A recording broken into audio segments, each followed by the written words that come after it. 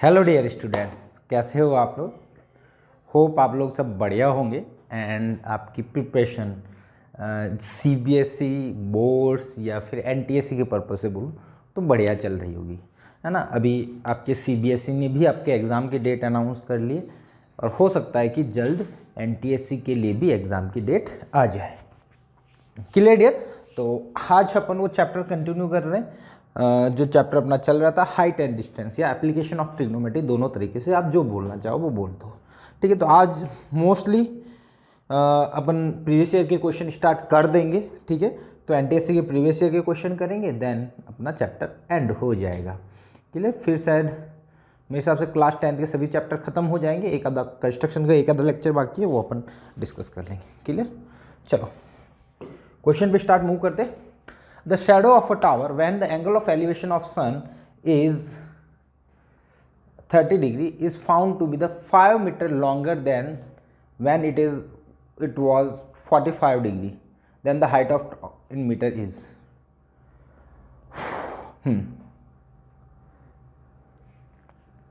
ठीक है, इसने बोला है the shadow of a tower. ठीक है, इस शैडो, ये जो टावर है, कोई भी टावर है, ठीक है, इसकी शैडो बतानी है। Shadow of a tower when the angle of elevation is 30 metre, angle of elevation of sun is 30 degree is found to be 5 metre longer than it was 45 degree then the height of the tower. ठीक है dear, इसमें simple सा ये बोला है, दो case लिया। एक तो केस ये लिया है ना, एंगल ऑफ एलिवेशन का मतलब यही है कि जो यहाँ पे सन की रेज पड़ेगी तो ये एंगल आपको 30 डिग्री बोला गया है, या फिर ये बोल दो एंगल ऑफ एलिवेशन, सन का एंगल ऑफ एलिवेशन ये हो गया, या फिर ऐसा बोल दो। ठीक है, ये आपका एंगल ऑफ एलिवेशन हो गया सन का। ठीक है, एक केस तो बोला 45 डिग्री है, तो ये तो इसकी हाइट होगी, ये इसकी शैडो होगी। ठीक है ना, ये पोल है इसकी, तो पोल की शैडो इधर ही बनेगी, है ना। तो जनरली यही माना जाता है कि ये जो है ना, यहाँ से सनलाइट आएगी तो इधर शैडो बनेगी, तो ये होगा। ठीक, अगला केस क्या बोला है, वही है आपका, बट यहाँ पे 30 डिग्री एंगल ऑफ एलिवेशन है, हाइट तो वही है, ये इसकी शैडो होगी, है ना। इस डिस्टेंस को मैं x मान लेता हूँ, इस डिस्टेंस को y मान लेता हूँ। ठीक है, सिंपल सा मैंने क्या किया, दो डिस्टेंस को अलग अलग कंसिडर कर दिया, एक को x बोल दिया, एक को मैंने y बोल दिया। अब मेरे को बताओ, यहाँ पे आप ट्रिग्नोमेट्री लगा सकते हो, है ना। तो क्या होगा, perpendicular upon base h upon x equal to कितना आएगा, tan 45, है ना। 45 1 होता है तो h इक्वल टू आ जाएगा डियर x। ठीक है, यहाँ पे सेम अपन वही अपन लगाते हैं अगेन, है ना, ट्रिग्नोमेट्री। तो h upon y equal to tan 30, tan 30 होता है डियर 1/√3, तो y इक्वल टू आ जाएगा h√3। ठीक है, ये दो आ गया, ये इक्वेशन 1 मान लो, ये 2 मान लो। अब देखो इसमें एक लाइन लिखी हुई, the shadow of a tower when the angle of elevation of sun is 30 degree is found to be 5 metre longer than when it is what 45 degree. मतलब 45 डिग्री में जो शैडो की जो लेंथ है वो उससे 5 ज़्यादा है इफ 30 डिग्री का जब एंगल ऑफ एलिवेशन होता है। तो इट्स मीन, इसका कहने का मतलब यही है कि y equal to x plus 5 है। ठीक है, अब y अपने को पता है कितना है, h√3, और h कितना, x कितना है, h, तो y इक्वल आ गया h√3 और ये आ गया h प्लस 5। ठीक है डियर, अब इधर सब्ट्रैक्ट कर दो तो h into √3 minus 1 equal to 5, तो h इक्वल टू डियर आ जाएगा 5 अपॉन √3 माइनस 1, ये इसकी हाइट आ गई मीटर। क्लियर डियर, √3 अपॉन, अच्छा इसमें अगेन देखो डिनोमिनेटर √3 माइनस 1 नहीं है, तो नन ऑफ दीज मत लगा लेना गलती से, आंसर टिक, है ना। इसको अपन रेशनलाइज भी कर सकते हैं, तो इसको √3 प्लस 1 से मल्टीप्लाई, √3 प्लस 1 से डिवाइड। ठीक है, तो नीचे ए स्क्वायर माइनस बी स्क्वायर बन जाएगा, तो फाइनली आंसर बनेगा 5√3 प्लस 1 अपॉन √3 का स्क्वायर 3 माइनस 1, यानी ये आपका बन जाएगा 2, तो आपका आ जाएगा 5/2 √3 प्लस 1। क्लियर डियर, तो 5/2 √3 plus 1 and option C will be correct. Clear, तो तो ये थोड़ा सा ध्यान रखना है ना। बच्चा क्या होता है हड़बड़ी में ये देखता है कि नन ऑफ दीज है, ये तो मेरा आंसर जो मैच करा वो है ही नहीं, बट एग्जामिनर थोड़ा सा स्मार्ट निकला, उसने एक ऑप्शन दे रखा था, बट वो भी रेशनलाइजेशन के बाद था।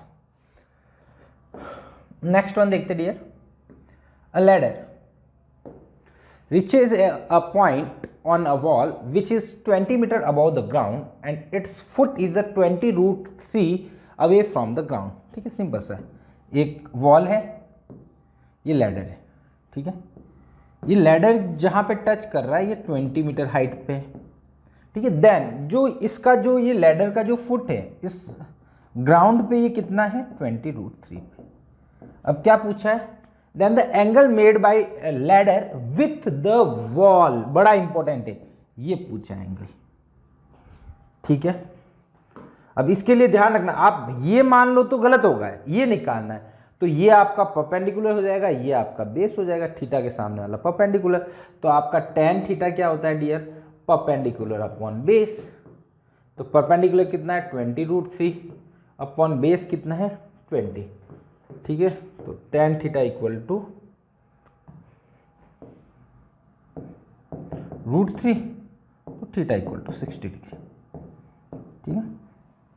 तो 60 डिग्री। अब सपोज आपने ये एंगल मान लिया तो ये आपका 30 आ जाएगा, सपोज आपने ये एज्यूम कर तो ये 30 आ जाएगा, 30 आएगा तो ये 90 है, तो वहां से आपका बचा हुआ 60 निकल जाएगा। तो वो तो आपकी चॉइस है, आप क्या करना चाह रहे हो, क्लियर डियर। बट हाँ, क्वेश्चन में ध्यान रखना है वॉल से पूछा है एंगल, है ना। ये छोटी मोटी गलतियां है, ध्यान रखना, ये सिली मिस्टेक जो बोला जाता है कि यही सिली मिस्टेक, और ये कैसे आपकी इंप्रूव होगी इसका कोई तरीका नहीं है, कोई मेथड नहीं है, बस सिंपल सा तरीका है। जब आप क्वेश्चन पढ़ते हो तो थोड़ा आराम से तसल्ली से पढ़ना स्टार्ट करो, एग्जाम में नहीं, आदत ही ऐसी डालो, है ना। सपोज आप आगे फ्यूचर में जाके जेईई या नीट की प्रिपरेशन करते हो तो वहाँ पे भी सिली मिस्टेक्स होती है।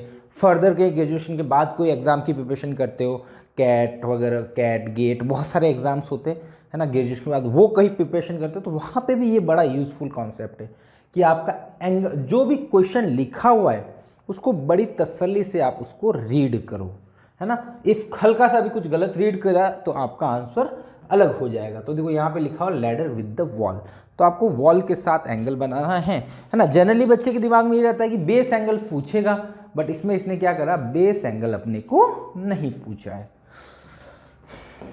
चलो नेक्स्ट, चलो एनटीएससी के क्वेश्चन आगे बड़े समय के बाद, ठीक है, काफ़ी लंबा चैप्टर बन गया था, तो अब एनटीएससी के क्वेश्चन थोड़े से अपन देख लेते तो आपके कॉन्सेप्ट क्लियर हो जाएंगे। The angle of elevation of the top of h meter height tower from a 2 point A and B is horizontally 60 and 30 degree. ये 30 डिग्री, ये 60 डिग्री, ठीक है। चलो ये h बोला है, ठीक है। If the distance of A and B बोला है, A आपका 60 डिग्री पे, B है यहाँ पे, ठीक है। ए और बी की डिस्टेंस, ए की डिस्टेंस है डियर ए मीटर, तो आपको बतानी है कि distance from the B from the foot, ये बतानी है। इसको एक्स मान लेता हूँ, आपको ये पता होगा, ठीक है। इसको सपोज आप बी मान लो ना, तो ये दो डिस्टेंस होती है, ये दोनों का एंगल का सम कितना है 90, कॉम्प्लीमेंट्री एंगल है। ऐसा एक क्वेश्चन करा था, इफ कॉम्प्लीमेंट्री एंगल होता है ना तो एच स्क्वायर होता है ए इंटू एक्स, तो एक्स इक्वल टू आ जाएगा डियर एच स्क्वायर बाई ए। ये सीधा है ना, इन दोनों का प्रोडक्ट एच स्क्वायर के इक्वल होता है। ये तो एक सिंपल तरीका है, जरूरी नहीं अपन ये फॉर्मूला याद रहे, आपको नहीं रहे तो सिंपल सा तरीका लगाओ, इसमें ट्रिग्नोमेट्री लगाओ, तो h by A equal to tan 60 जो कि होता है डियर √3। अगला आ जाएगा dear h by x equal to tan 30 जो कि होता है डियर √3/2 और 1/√3, है ना। अब देखो इन दोनों को प्रोडक्ट कर दो, ठीक है। प्रोडक्ट करोगे तो क्या आएगा 1 इंटू 2, इसको 1 बोल देता हूँ, इसको 2 बोल देता हूँ। 1 इंटू 2 करोगे ना डियर तो क्या आएगा, देखो h square by a into x equal to 1। बस इन दोनों का प्रोडक्ट करो, 1 आ जाएगा, तो यहाँ से x क्या मिल जाएगा एच स्क्वायर बाई ए, वही तो अपन ने पहले निकाला, ठीक है। तो ये डायरेक्ट भी याद रख सकते हो, ये डायरेक्ट इसलिए बताया कि पहले मैंने इसको प्रूव करवा रखा है। इसको अपन ने ए माना था, इसको बी माना था, फिर प्रूव करना था h square equal to a b. ये क्वेश्चन निकाल ही देता हूँ मैं, ये रहा, देखो एंगल ऑफ P और Q are a distance at of A and B from the base the same straight line and the complementary, दोनों एंगल कॉम्प्लीमेंट्री थे, लेकिन दोनों का सम 90 होता है, तब ऐसा होता है H square equal to A into B, यानी H equal to root A B, बात वही है ना, तो वैसे ही बोल सकते हो, ठीक है। तो इसको आप H equal to root A B लिखो तो रूट ए बी लिख लो, बात ही H equal to root A B, ऐसा भी बोल सकते हो, दोनों चीज़ें सेम ही है। अगला, the angle of elevation of cloud from a point h metre above a lake is alpha, angle of depression of the reflection of, ये सेम क्वेश्चन अपन ने करा तो नहीं है, find the distance of the cloud from the point of observation, same question अपन ने discuss करा है, ऐसा क्यों लग रहा है मेरे को, चेक कर लेते एक बार, या ये रहा सेम क्वेश्चन है, ये सेम क्वेश्चन है आपका 12th पेज नंबर पे है आपका क्वेश्चन, ठीक है, सेम क्वेश्चन आपका 12th पेज नंबर पे है, तो आप 12th पेज नंबर वाला क्वेश्चन है वही आप चेक कर सकते हो। तो ये मैं यहाँ पे लिख लेता हूँ, इसका मतलब वो सेम ही क्वेश्चन देखो है ना, यहाँ से पूछा ये AP डिस्टेंस निकालनी थी, AP निकाली थी x अपॉन साइन अल्फा, ठीक है, x अपॉन साइन अल्फा ये आया था 2h sec alpha upon tan beta minus tan alpha, तो ये आपका फाइनल आंसर आया था, ठीक है। तो मैं वहाँ पे लिख लेता हूँ पेज नंबर 12 पे आपका क्वेश्चन का इसका आंसर है, ठीक है डियर, इसको पूरा वापस कराने का मतलब नहीं है, ये तो मैंने इसलिए लिया होगा क्वेश्चन वापस, मेरे को दिमाग में रहा नहीं होगा, बट ये भी समझो कि ये आया हुआ क्वेश्चन है, वैसे ही सेम क्वेश्चन, ठीक है, तो वही क्वेश्चन है। तो आपका इसका आंसर था 2h sec alpha minus tan alpha minus tan beta था, क्या था इसका answer, 2h sec alpha tan beta minus tan alpha, option A correct होने वाला है, क्लियर डियर। तो सेम क्वेश्चन है तो मैं करवा नहीं रहा हूँ, कोई मतलब भी नहीं सेम क्वेश्चन करवाने का।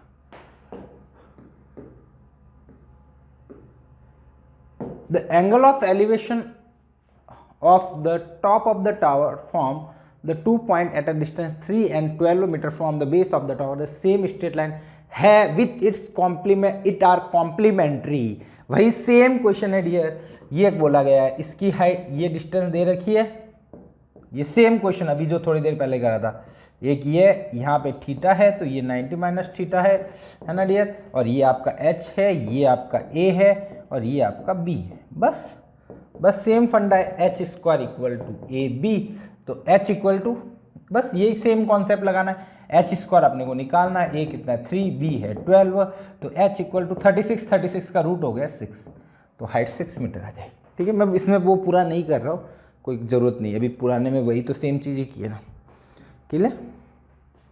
चलो अगला क्वेश्चन,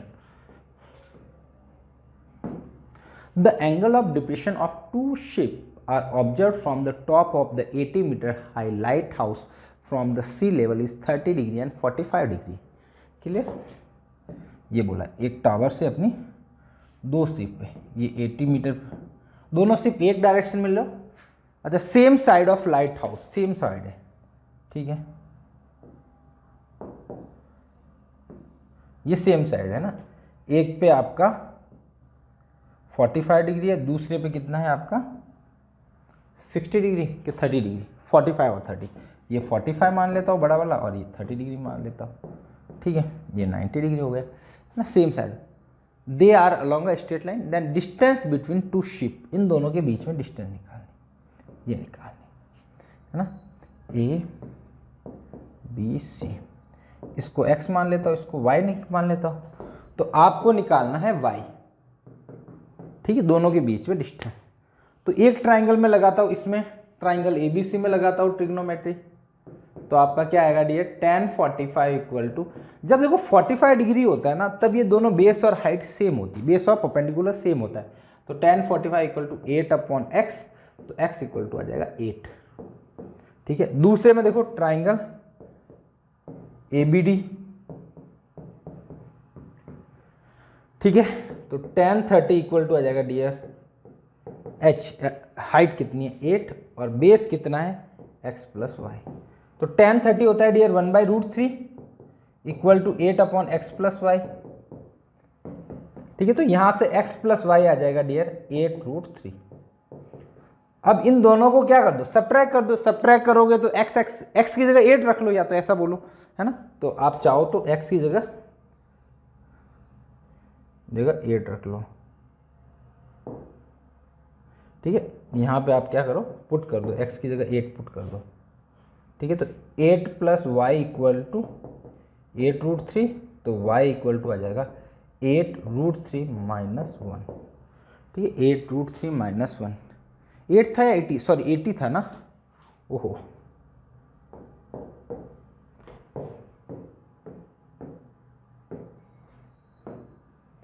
एटी लिख लेता हूँ, 80 80 80, ये क्या था यहाँ पे, अच्छा 80/x + y, अगेन ये 80, यहाँ पे भी 80 आ जाएगा, 80 आ जाएगा, ठीक है। तो ये सिंपल सा इक्वेशन है ना। तो डायरेक्ट आपका आ जाएगा 80 × √3 - 1, है ना। सिंपल क्वेश्चन है, दो जगह देखो, मैंने सिंपल सा बताया। एप्लीकेशन ऑफ ट्रिग्नोमेट्री में क्या करना है, जितने भी ट्राइंगल गिवन है उन सब में आपकी ट्रिग्नोमेट्री के फॉर्मूले लगा दो, फाइनली आपको इक्वेशन मिलेगी, उसको सॉल्व आउट करना है बस। अगला क्वेश्चन, अब वर्टिकल पोल ऑफ, देखो ऐसे क्वेश्चन भी आते हैं। अच्छा ये इसका ईयर नहीं लिखा हुआ है क्या, चलो नहीं लिखा हुआ गलती से। The vertical pole of the height 9 metre है, ठीक है, ये 9 मीटर है। इसकी शैडो है वो 3√3 बनी है।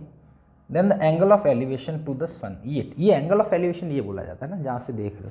तो इसका सन से पड़ेगा, ये सन होगा यहाँ पे, यहीं तो लाइटिंग आ रही होगी, ठीक है।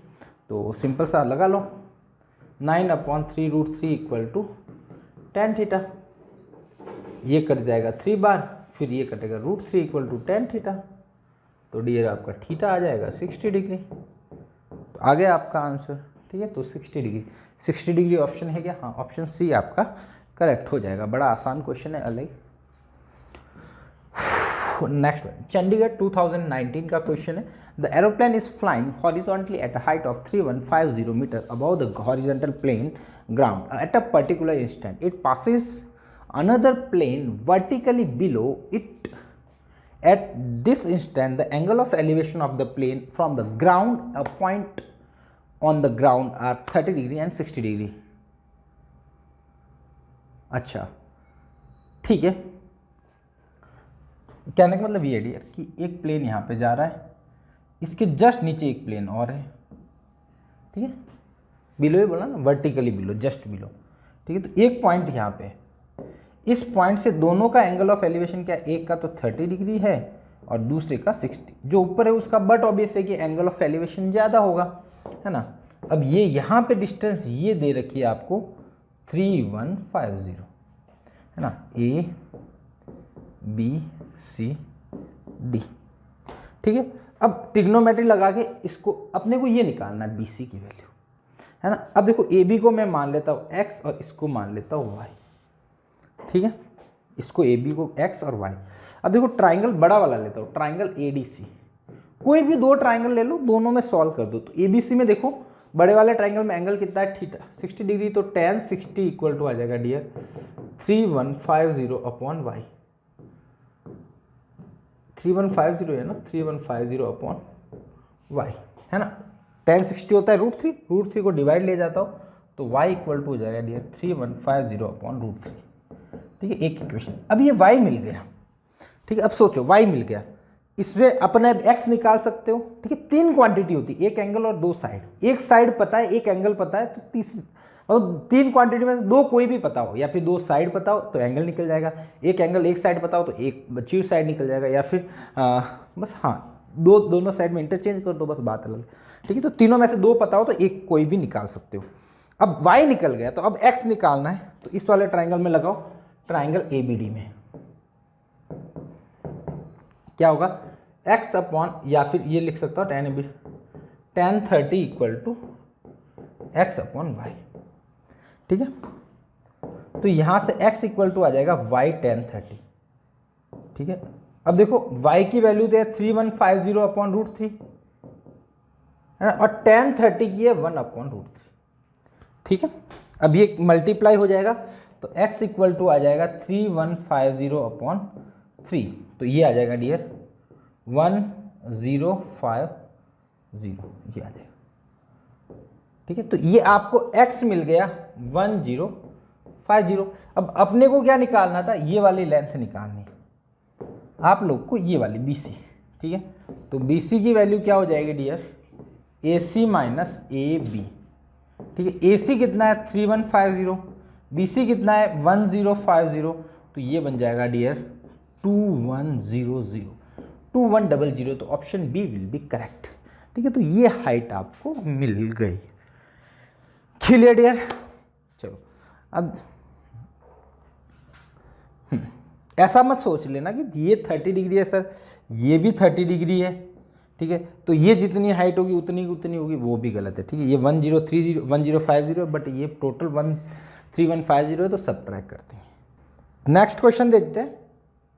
या अगले क्वेश्चन में ये बोला, a ladder rest against a vertical wall at a inclination to the horizontal, its foot is pulled away from the wall through a distance d so that the upper end slide a distance h down the wall, then and the ladder makes an angle beta then the horizontal to the ratio d by h। इसमें alpha तो बोला ही नहीं। अच्छा ये होगा, या तो फिर ये होगा, the ladder rest against a vertical wall at the inclination to alpha, alpha यहाँ पे अल्फा लिख लो, अल्फा टू द हॉरिजॉन्टल। ठीक है, कहने का मतलब ये है डियर कि एक आपकी लैडर है। ठीक है, ये जैसे आपका, ये आपकी लैडर है ना, ये आपका लैडर है। इसका नामकरण कर लेता हूँ ABC। ठीक है, एक अपने ये बोला कि इसी लैडर को मैं सपोज हल्का सा नीचे खिसका देता हूँ, यहां कहीं जाएगा आगे, आगे मैंने खिसका दिया। ठीक है, डी पे लैडर वही है आपका, है ना। तो इसको बोला है कि इसको सपोज मैंने डी खिसकाया, तो ये जो नीचे कितना आएगा, नीचे आपका आ जाता है एच। कितना आ जाता है, एच। एच डाउन आ जाता है, मैं डी खिसकाता हूँ। ठीक है, ये एंगल पहले अल्फा था, फिर आपका बीटा हो गया। ठीक है, इसको मैं नाम दे दिया, इसको दे देता हूँ ABCD, इसको E बोल देता हूँ। ठीक है, या फिर इसको नामकरण अलग कलर से कर लेता हूँ, D और E। ठीक है, अब देखो इसको मैं सपोज x मान लेता हूँ,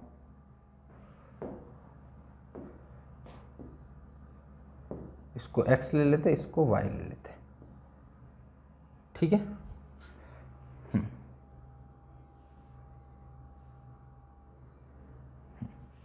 देखो दोनों ट्राइंगल, देखो साइन अल्फा कॉस अल्फा में आंसर दे रखा, तो मैं एक ट्राइंगल लेता हूँ, पहला ट्राइंगल ABC लेता हूँ, है ना। ट्राइंगल ABC,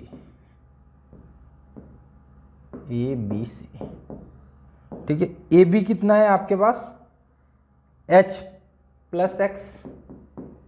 ठीक है, BC कितना है, Y, और ये है अल्फा। और इसकी हाइट, लैडर की हाइट तो दोनों के केस में सेम रहेगी, तो हाइट बोल दो या फिर लेंथ बोल दो, वो L मान लेता हूँ सपोज। ठीक है, अब यहाँ पे देखो सपोज मैं ट्रिग्नोमेट्री लगाता हूँ, तो देखो ये आपका बेस हो गया, ये आपका परपेंडिकुलर हो गया, ये आपका हाइपोटेनियस हो गया। तो आपका बेस अपॉन हाइपोटेनियस, तो y अपॉन अल्फा क्या होगा, cos y upon l equal to cos alpha, तो y इक्वल टू आ गया dear l cos alpha. Equation 1 आ गया। अपने को तो निकालना है अल्टीमेटली h और d। अब देखो y आ गया, ये अपने को h निकालना है। अब देखो दूसरा एक और कंडीशन लगाता हूं यहां पे, है ना, दूसरी और ले लेता हूं, h plus x upon l equal to क्या होगा, perpendicular upon base, perpendicular upon hypotenuse, perpendicular upon hypotenuse क्या होता है, साइन अल्फा। ठीक है, अब तो यहां पे आपको देखो h plus x equal to क्या मिल गया, एल साइन अल्फा। ठीक है, अब अपना x निकल जाएगा तो अपना काम चल जाएगा। ठीक है, अब यहां y निकला है, यहां x निकलना है, अब x चाहिए। ठीक है, अब देखो वही दूसरा वाला ट्राइंगल लेता हूं, ये वाला, ये कितना हो जाएगा y प्लस डी, ये हो जाएगा x। ठीक है, तो दूसरा वाला ट्राइंगल लिया, तो ये बनेगा डियर y प्लस डी और ये क्या बन जाएगा x, और ये लेंथ तो l ही है ना, ये था शायद d b, और ये सॉरी d नहीं होगा, वो e होगा, EBD, ठीक है। अब यहाँ पे देखो ये आपका बीटा है, ये कितना क्या होगा बेस, ये आपका परपेंडिकुलर, ये अगेन आपका हाइपोटेनियस, ठीक है। तो वही देखो, अब देखो यहाँ पे देखो कुछ भी ले लो, L plus d by h equal to, sorry h नहीं L equal to cos alpha, तो y plus d equal to क्या होगा L कॉस एल्फा। अब देखो y ऑलरेडी आप निकाल चुके हो, y ऑलरेडी निकाल चुके हो कि एच L कॉस एल्फा है, तो y की जगह पुट कर दो L cos alpha plus d equal to L, sorry cos alpha, यहां बीटा होगा, फिर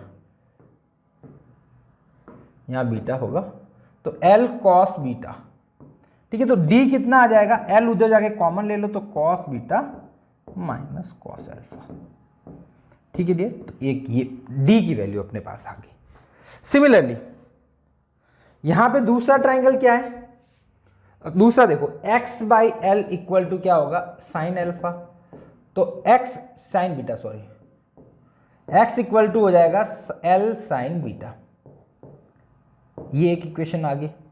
अब देखो यहां पे अपन ने क्या निकाला था, h plus x equal to l sine alpha था, तो यहां पे h plus x equal to l sine alpha था, यहां पे x की वैल्यू पुट करोगे तो h plus l sine beta equal to l sine alpha, तो यहां से आ जाएगा h आ जाएगा l कॉमन ले लो, sine alpha minus sine beta.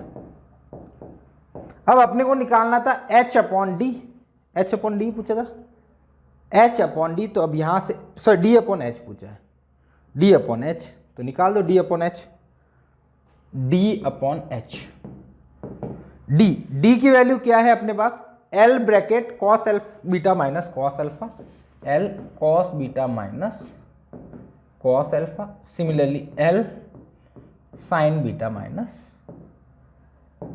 Sign alpha, तो l से कट गया, तो ये बन गया आपका cos beta minus cos alpha upon sine beta minus sine alpha equal to d by h, ठीक है। तो ये डी बाई एच की वैल्यू आ गई। अब यही पुट करनी थी आपको, cos beta minus cos alpha upon sine beta minus sine alpha, तो ऑप्शन ए करेक्ट हो जाएगा।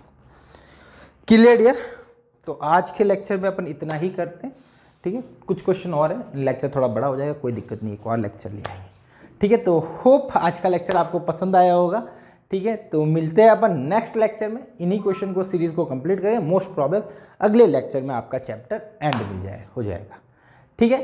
तो मिलते हैं अपन नेक्स्ट लेक्चर में, थैंक यू सो मच।